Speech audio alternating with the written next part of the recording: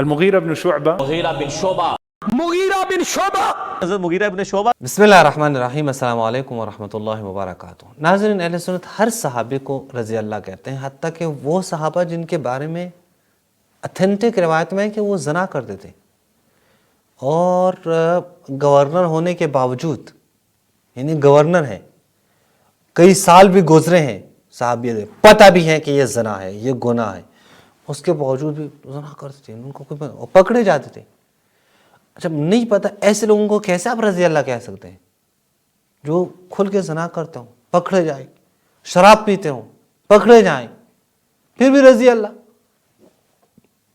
اور ایک ایسا صحابی، ایک ایسا شخص جو مولا علی کو گالیاں دیتا تھا، مغیرہ ابن شعبہ کی بات کر رہا ہوں.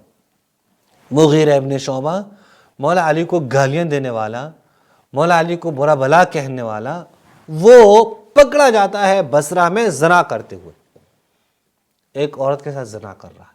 مثلاً آپ دیکھیں، یہ مستدرک علی الصحیحین ہے، مستدرک علی الصحیحین آپ دیکھ سکتے ہیں. یہاں پہ شبیر بردرز والوں نے ترجمہ کیا ہے، یہاں جلد نمبر 5 پہ صفحہ نمبر میں دکھا دیتا ہوں 136 پہ یہ روایت موجود ہے. اس کے اردو ترجمہ میں پڑھ کے آپ کو سنا دیتا ہوں. عبدالعزیز بن ابی بکرہ، ابو بکرہ ناظرین ایک صحابی ہے، ابو بکرہ نام ہے. اہل سنت کے ہاں کئی سارے احادیث بھی ان سے رد ہیں.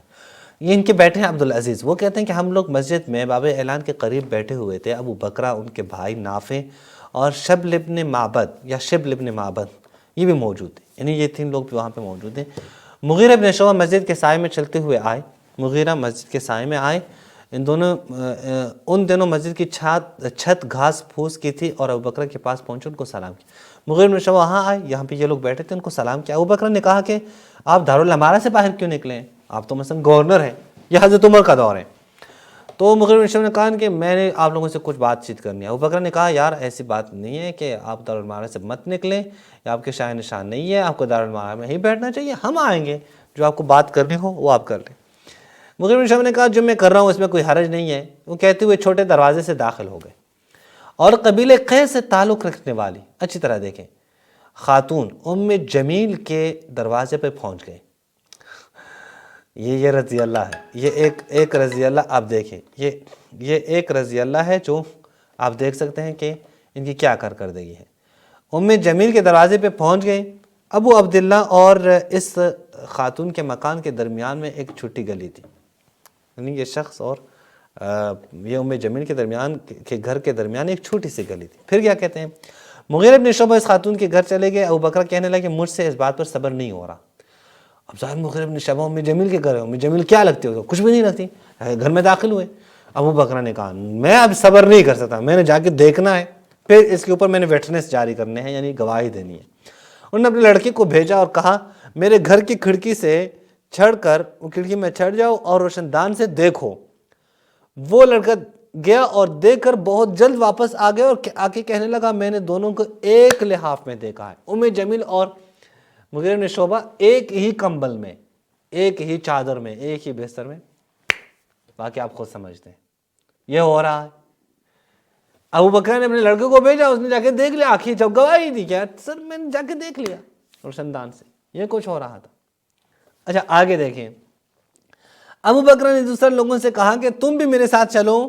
یہ سب لوگ دیکھنے گئے، اگر اسکرین پہ آ جائیں، یہ سب لوگ دیکھنے گئے. سب سے پہلے ابو بکر نے دیکھا.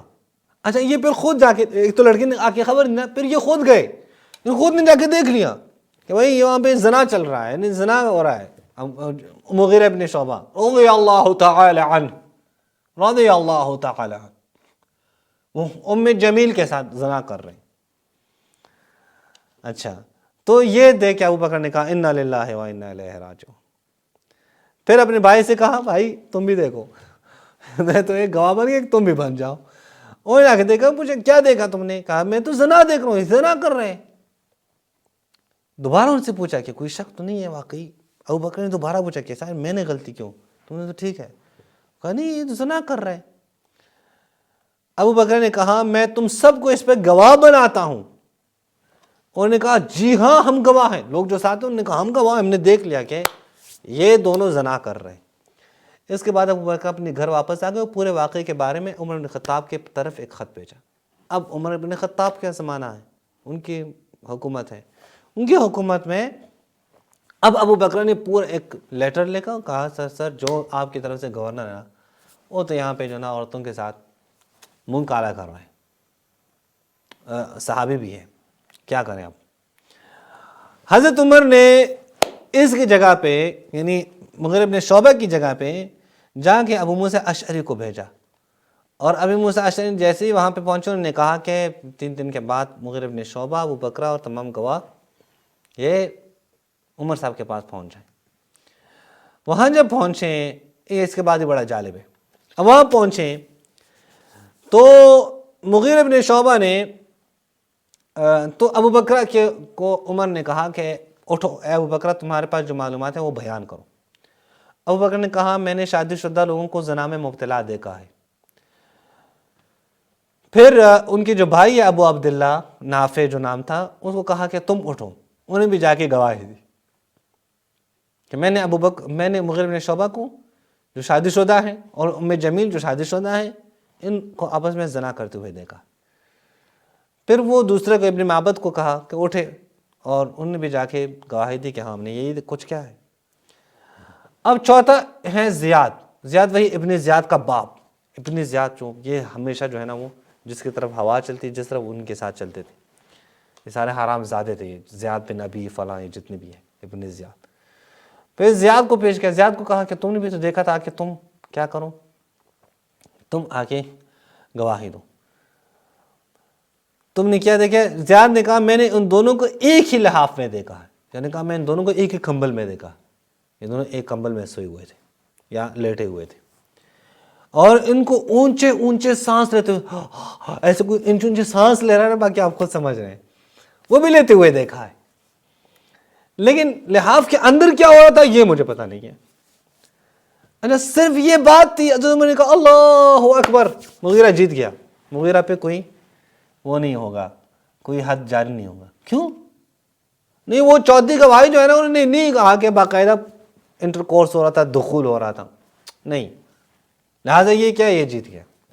پھر حضرت عمر نے ان تینوں کو جو باقی 3 تھے ممنون عتاق فرمان, پھر انہوں نے کیا کیا کہ باقی اس پہ باقی جو دیگر 3 افراد تھے زیاد کے علاوہ جو 3 تھے, حضرت نے پکڑی, ان کو سزا دی کہ دونوں نے کوئی گواہی دی.